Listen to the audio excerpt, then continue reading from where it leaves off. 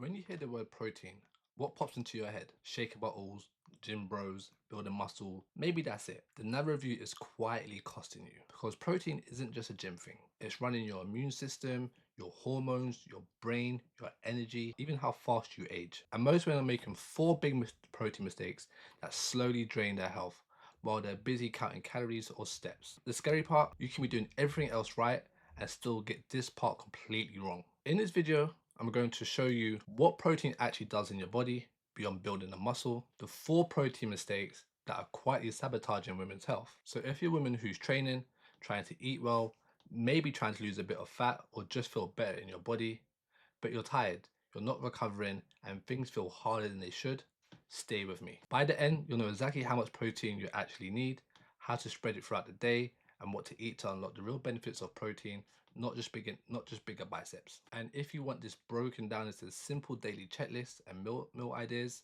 I put together a free guide called the Women's Protein Blueprint. I'll show you how to grab it near the end. Mistake one, you're simply not eating enough. Average intake for many women is about 55 to 70 grams of protein per day.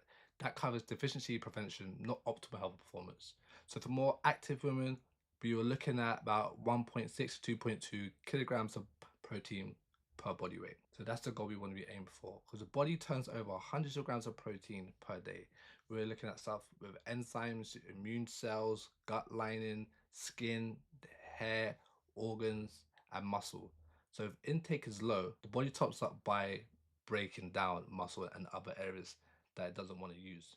So this could accelerate muscle loss with dieting, stress, aging, and menopause. So if you're only eating 60 grams of protein but turning over 100 grams, your body has to steal from somewhere else, and it usually steals from muscle. Mistake two, you're backloading all your protein at dinner. Typically, you'll see with clients that breakfast you'll have 10 grams of protein. Some are very small. Some like this will be toast, cereal, coffee. Lunch will be about 15 grams. This could be a sandwich. But then dinner, you have a massive meal.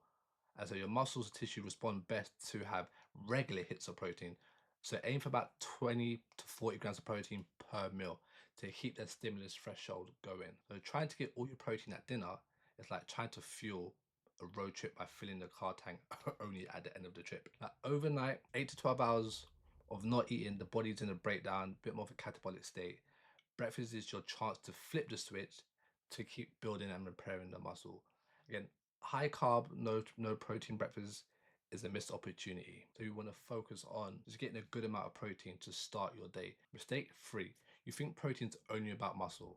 Yes, muscle building is one benefit of protein, but the immune system, the antibodies, many immune cells are protein based. Your enzymes, so your digestion, detoxification, metabolism, the hormones and neurotransmitters, say your thyroid hormones, which helps with recovery, your body composition. This is what protein has a big impact on. So low protein intake can look like you getting sick often, taking longer to recover, poor recovery from training and daily stress, brittle hair and nails, slower wound recovery.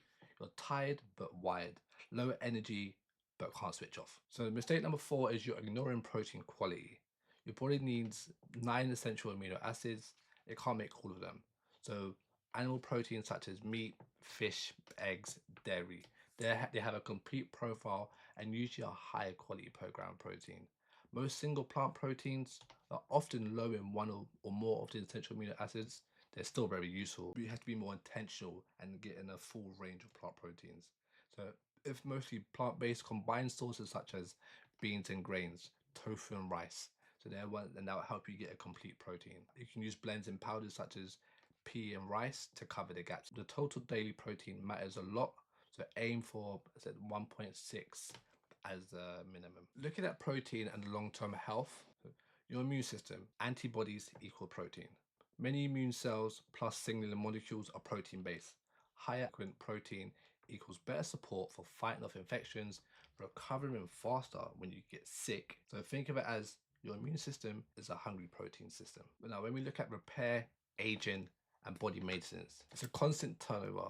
Skin, gut lining, red blood cells, bone tissue. Adequate protein now supports better skin integrity. It helps faster recovery from illness, injury, maintaining muscle and bone with age. And research generally links higher protein intakes in older adults with more muscle mass and strength. You have better function and independency and a lower risk of fragility. Protein isn't just about building muscle, looking good at the gym. It's the raw material for your immune system, your repair, your recovery, your hormones, your brain, and your day-to-day energy. Most women are under-eating it.